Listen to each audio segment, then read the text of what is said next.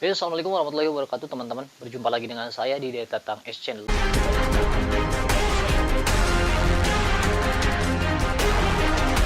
Tak bosan-bosan saya akan membahas tentang tutorial cara menulis di tutorial blog. Karena memang bagi seorang blogger, pondasi utama adalah menulis. Sangat lucu rasanya ketika seorang blogger tidak mau menulis. Kenapa demikian? Karena produk utama seorang blogger adalah tulisan. Beda dengan YouTuber. Ya, kalau YouTuber mereka fokusnya adalah di video, sedangkan seorang blogger fokusnya di tulisan. Saya pernah ya beberapa kali memiliki peserta kursus, mereka sangat semangat di awal karena mereka yakin bahwa blogger salah satu jalan untuk mendapatkan penghasilan secara online. Nah, tetapi setelah mereka belajar, ternyata mereka sangat malas dalam hal menulis. Tentu itu sangat tidak baik, teman-teman. Karena kalau teman-teman malas menulis, artinya teman-teman malas untuk memproduksi. Ibaratnya sebuah pabrik tidak akan berjalan kalau tidak ada kegiatan produksi. Itu adalah produk kita yang akan dipersembahkan kepada para pembaca.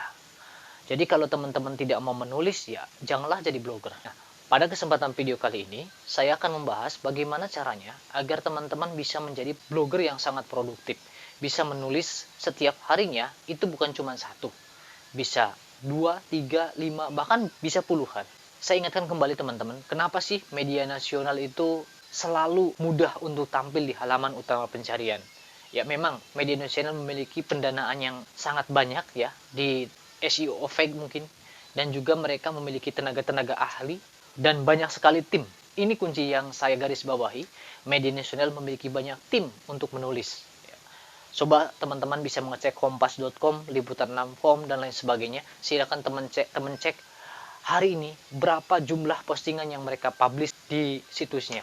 Saya yakin jumlahnya banyak. Ya, saya tidak mengatakan bahwa teman-teman harus menyaingi media nasional, karena itu tidak mungkin. Apalagi jika teman-teman bekerja sendiri.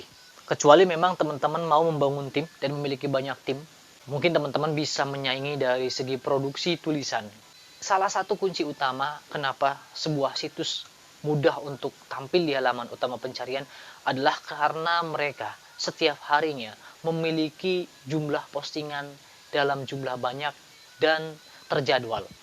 Jadi teman-teman begini, misalkan teman-teman setiap hari bisa publis artikel 1, kekuatan kepercayaan Google dan pembaca akan beda dengan orang atau blogger yang bisa mempublish artikel sehari 3, termasuk dengan blogger yang bisa mempublish artikel sehari 6, 8, dan seterusnya. Itu akan beda. Semakin banyak jumlah artikel yang dipublish, maka tingkat kepercayaan search engine semakin tinggi. Selain itu tentunya kita akan semakin banyak konten. Ketika banyak konten, maka berbagai informasi ada di blog kita. Konten adalah produk yang kita miliki.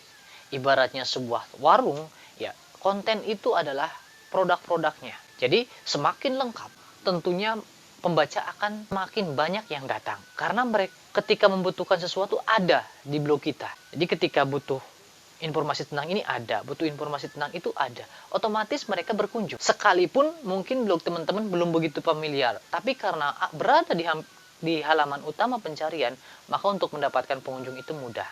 Lantas bagaimana caranya agar kita bisa selalu produktif? Setelah teman-teman menyimak video saya yang kemarin tentang yang pertama adalah 7 jenis tulisan yang disukai oleh pembaca dan search engine. Kemudian yang kedua adalah bagaimana caranya agar teman-teman bisa tetap menulis sekalipun teman-teman kehabisan ide. Teman-teman, jika teman-teman belum menonton kedua video tersebut, saya sarankan tonton dulu video tersebut sebelum teman-teman berlanjut ke video ini. Nah, jika teman-teman sudah menonton video tersebut, ini adalah video pelengkap dari video-video sebelumnya yang saya bahas tentang tulisan. Bagaimana caranya teman-teman agar kita bisa selalu produktif? Yang pertama, kemanapun teman-teman pergi, usahakan selalu membawa smartphone. Pastinya semua orang memiliki smartphone. Bahkan hampir semua orang di era sekarang tidak bisa terlepas dari smartphone. Bangun tidur yang mereka pegang smartphone. Istirahat kerja yang pertama kali mereka pegang smartphone.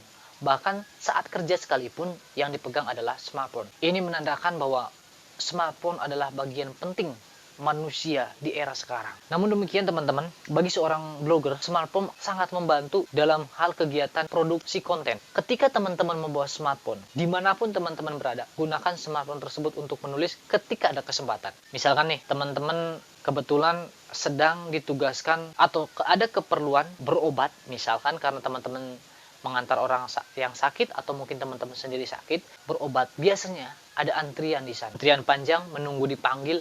Nah, daripada teman-teman berdiam diri, daripada waktunya terbuang sia-sia, teman-teman bukalah smartphone, buka notepad, silakan teman-teman mulai menulis. Apapun yang ada dalam pikiran teman-teman, tulis.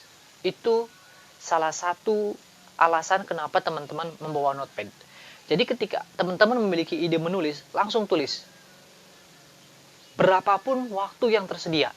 Jika memang waktunya terbatas, tidak masalah. Teman-teman tulis saja judulnya dulu. Karena kalau tidak demikian teman-teman, biasanya ide yang muncul sepintas, jika tidak ditulis teman-teman akan lupa. Ibarat pepatah mengatakan, jika seandainya ilmu itu adalah kuda, maka tulisan adalah pengikatnya. Supaya dia tidak lari. Ya, tetap ada, kita tetap ingat. Nah, dengan teman-teman menulis di notepad, ketika teman-teman ada kesempatan, bisa menulisnya langsung lagi, meneruskan tulisan tersebut. Nah, setelah ada waktu, teman-teman bisa mempublishnya ke blog. Sangat mudah sebenarnya cara menulis artikel di HP ya untuk blog. Saya pernah membahasnya di video lain. Teman-teman bisa mencarinya. Setelah teman-teman menulis di notepad, silahkan simpan. Kemudian teman-teman, bagaimana jika teman-teman kehabisan ide? Nah, itulah kenapa tadi saya suruh teman-teman untuk menonton terlebih dahulu video yang kemarin. Ketika teman-teman kehabisan ide, gunakan cara itu. Otomatis ide akan muncul. Jadi, teman-teman tetap bisa menulis. Dimanapun ada kesempatan, teman-teman menulis. Teman-teman misalkan pulang kerja, kebetulan tidak membawa kendaraan sendiri, teman-teman naik busway, duduk di atas busway, mungkin naik taksi atau kendaraan umum lainnya. Nah, teman-teman ketika ada dalam kesempatan itu, silakan menulis. Pokoknya di mana ada momen, menulislah. Tulisan tidak harus banyak, teman-teman. Minimalnya adalah 350 kata.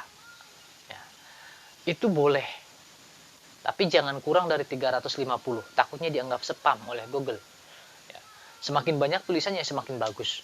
Kalau pengen lebih bagus lagi, teknik SEO itu minimal 500 atau 600 kata.